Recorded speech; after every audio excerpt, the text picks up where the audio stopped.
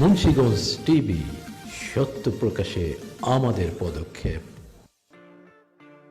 ফ্রান্সে মহানবীর ব্যঙ্গচিত্র আঁকার প্রতিবাদে ফুঁসে উঠেছে পদ্মার পাড়।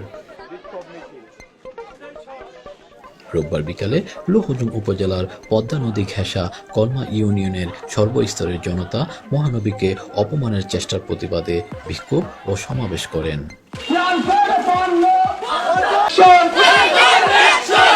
সরকারের বিরুদ্ধে মুসলমানদের অ্যাকশন, ওলামাদের অ্যাকশন, বিশ্বনবীর অপমান,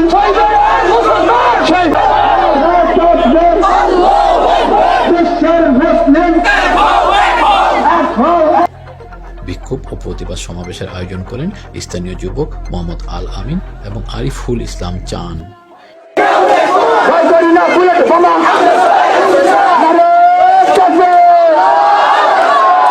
বিক্ষোভকারীরা বলেন, ফ্রান্সকে বর্জনের সময় এসে গেছে, সকল মুসলমানদের একত্রিত হওয়ার সময়টাও এসে গেছে।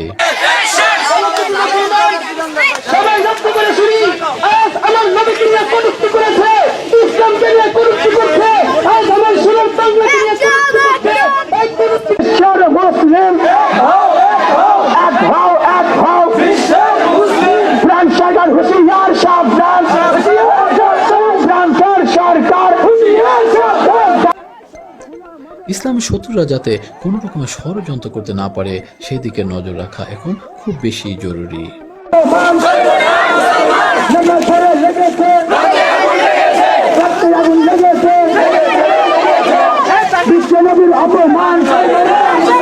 প্রতিবাদ সমাবেশটি কলমা ইউনিয়নের বৃহৎ সড়ক এবং বিভিন্ন গ্রাম প্রদক্ষিণ করেন।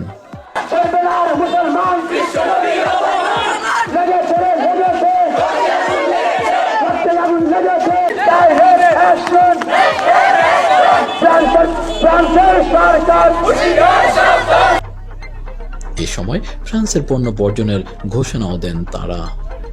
আমরা চাই যারা ইসলাম ধর্ম এবং এর বিরুদ্ধে কটূক্তি করবে এবং আমাদের প্রিয় নবী হযরত মুহাম্মদ সাল্লাল্লাহু আলাইহি ওয়াসাল্লামকে নিয়ে কোনো কটূক্তি করবে তাদেরকে সর্বোচ্চ শাস্তি মৃত্যুদণ্ড দেওয়া হোক। বাংলার জমির মধ্যে যেখানে 200 কোটি মুসলমান সেই রাষ্ট্রের মধ্যে ইসলামকে নিয়ে কটূক্তি হচ্ছে, সেই কটূক্তিকারীকে আমরা ফাঁসি দিতে পারি। আমরা সকলে নাইয়ানিল মুনকার, আমরা খারাপ কাজ থেকে বাধা দেওয়ার জন্য আমাদের শরীরের মধ্যে যতক্ষণ পর্যন্ত এক ফোঁটা রক্ত থাকবে ততক্ষণ পর্যন্ত আমরা ইসলামের জন্য ইসলামের পূর্ণ সৈনিকের ভূমিকা পালন করে দেওয়ার জন্য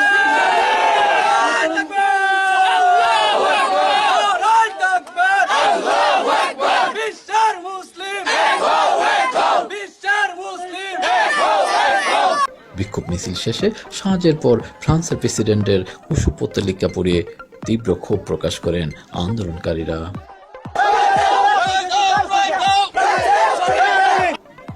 ডেস্ক রিপোর্ট, মুন্সিগঞ্জ টিভি।